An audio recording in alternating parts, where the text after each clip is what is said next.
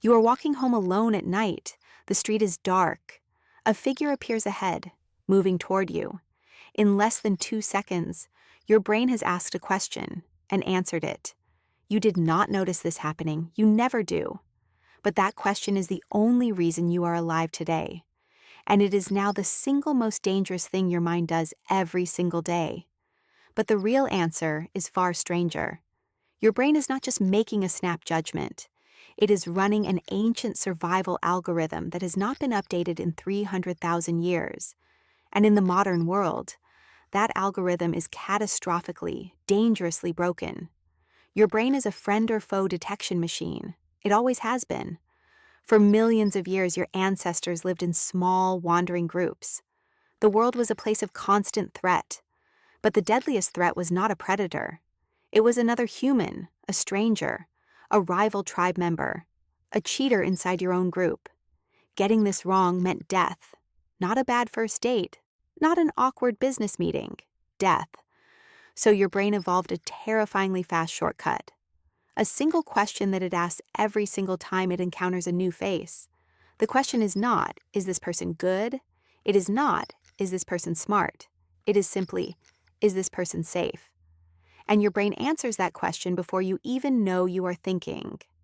In 2006, researchers Janine Willis and Alexander Todorov made a stunning discovery. They showed people faces for just 1/10 of a second. The participants could judge trustworthiness, competence, and aggressiveness instantly.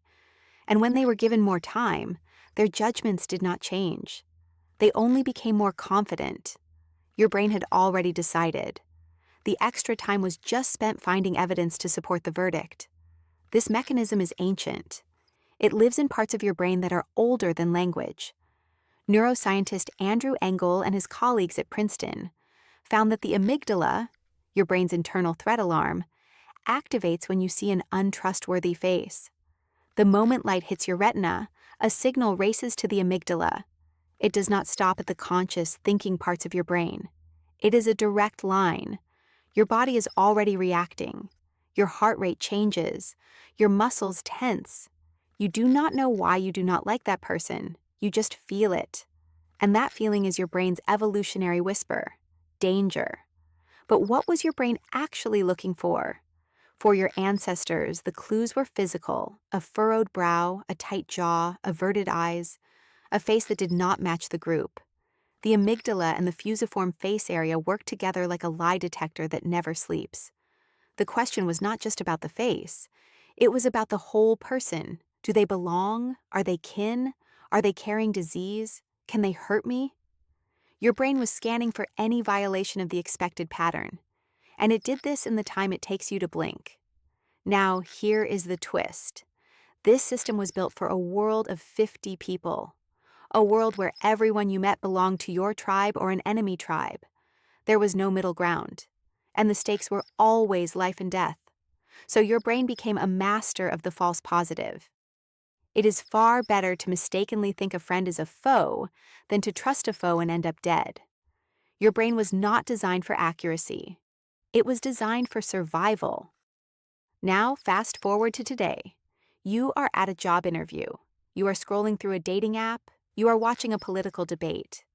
And your brain is still asking the same question. Is this person safe? But the clues are all wrong. The high-stakes modern world is filled with proxies. A firm handshake, a confident smile, a well-tailored suit, a deep voice. Your brain treats these as ancient signals of trustworthiness. But they are not. They are costumes. And your brain does not know the difference. This is why the ancient algorithm is broken. Alexander Todorov demonstrated this brilliantly in a 2005 study. He showed people pairs of faces from actual political candidates. Participants were asked to judge which face looked more competent. They had no other information. And these snap judgments predicted the actual election outcomes with shocking accuracy. Your brain was choosing a leader not based on policy, but on a jawline, a brow ridge, the shape of a nose. That is the ancient question being asked in a voting booth. It is terrifying. The problem goes deeper. In the ancestral world, if someone looked different, that was a legitimate threat signal. Outsiders carried pathogens to which your group had no immunity. They might have hostile intentions. Being overly wary of difference was a survival advantage. But today, that same mechanism is the engine of every unconscious bias. When you see a face that does not match the patterns your brain learned as a child, your amygdala fires. Not because of a real threat, because of a pattern mismatch. Your brain is still trying to protect you from a rival tribe that no longer exists. Even your most intimate relationships are hijacked. Researcher Paul Zak found that oxytocin, the so-called trust molecule, is released when you feel someone is on your team. But oxytocin is tribal. It flows only toward those you perceive as part of your group. Your brain is constantly dividing the world into us and them, and the threshold for them is embarrassingly low. A different sports jersey, a different accent, a different political slogan. Your brain is ready to withhold trust and spike your stress hormones based on a bumper sticker. So what can you do? Here is the strangest part. You cannot stop the question. The 2-second judgment is automatic. It will always happen. But you can learn to listen to it and then ignore it. When you meet someone new, your brain will scream, safe or unsafe. That is your amygdala talking. But you have a prefrontal cortex.